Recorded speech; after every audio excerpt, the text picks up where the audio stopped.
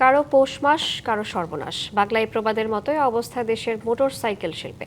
জ্বালানি তেলের সংকটে মোটরসাইকেল থেকে মুখ ফিরিয়ে নিচ্ছেন গ্রাহক, আর সেই সুযোগে গেল এক মাসে ইলেকট্রিক সাইকেলের বিক্রি বেড়েছে 250%। ফিলিং স্টেশনে ঘন্টার পর ঘন্টা অপেক্ষার বিড়ম্বনা এড়াতে বাড়ছে এর বিক্রি।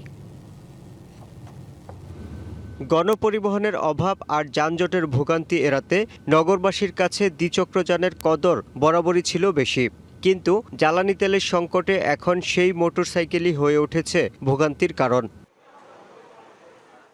তবে তেলের এই সংকটে নাটকীয়ভাবে চাঙ্গা হয়েছে ইলেকট্রিক মোটরসাইকেলের ব্যবসা। বিক্রেতারা বলছেন, চলতি বছরের ফেব্রুয়ারিতে সারা দেশে যেখানে বিক্রি হয়েছে 800 ইলেকট্রিক মোটরসাইকেল, সেখানে গেল মাসে তা বেড়ে হয় 2000। আমাদের যে ওয়েটিং যে কাস্টমার ছিল, যারা বাইক কিনতে চাচ্ছিল, এরকম কাস্টমারের মধ্যে আমরা বলতে পারি 20 to 30% কাস্টমার তাদের পার্সে সেল হোল্ড করে দিছে।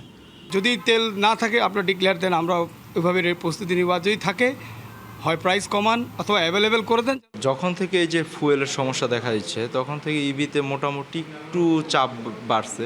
20%-এর মতো সেলও আমাদের আপডেট হচ্ছে। ই বাইকের নেই তেলের পাম্পে দাঁড়িয়ে থাকার বিড়ম্বনা, সেই সঙ্গে এ বাহনের খরচ অনেক কম। তেলের বাইক ইউজার ছিলাম, বাট ওটা সেল করে দিয়েছি, কারণ হচ্ছে এই তেল সংকটেরটাকে সামনে রেখে, কারণ ওইভাবে লাইন ধরে রাখা তেল নেওয়া সম্ভব না আসলে। 200-র বেশি সার্ভিস ও ফিচারে লেনদেনের সব বিকাশ অ্যাপে সম্ভব। ইজিলি আমি চার্জ দিতে পারতেছি, আর সকালে আমি মুভ করতে পারতেছি অফিসে, যার ফলে আমি এই স্কুটিটা ঈদের আগেই নিয়েছি আর কি। ব্যবসায়ীরা বলছেন, চার্জিং স্টেশন সহজলভ্য করা সহ সড়কে ই বাইক চলাচলে নিবন্ধন জটিলতা ও খরচ কমানো গেলে ব্যবহার আরও বাড়ত। যেখানে 1500 সিসির একটা তেলের বাইকের জন্য যে রেজিস্ট্রেশনের টাকাটা দিচ্ছে 10,800 বা 900 টাকা, একটা ইলেকট্রিক গাড়ি কেনার ক্ষেত্রেও 1000 ওয়াট থেকে শুরু করে 1500 ওয়াটের গাড়িতে সেম রেজিস্ট্রেশন কস্টটা দিচ্ছে। এটা আমি মনে করি আরও যদি কমিয়ে আনা যায়, সেক্ষেত্রে ক্রেতারা আরও বেশি মোটিভেটেড হবে গাড়িগুলো কেনার জন্য। তাদের মতে, সড়কে ই বাইকের ব্যবহার বাড়ানো গেলে দীর্ঘমেয়াদে জ্বালানি তেলের ওপর চাপ কমার পাশাপাশি দেশের পরিবেশ দূষণ পরিস্থিতি উন্নয়নেও সহায়ক হবে।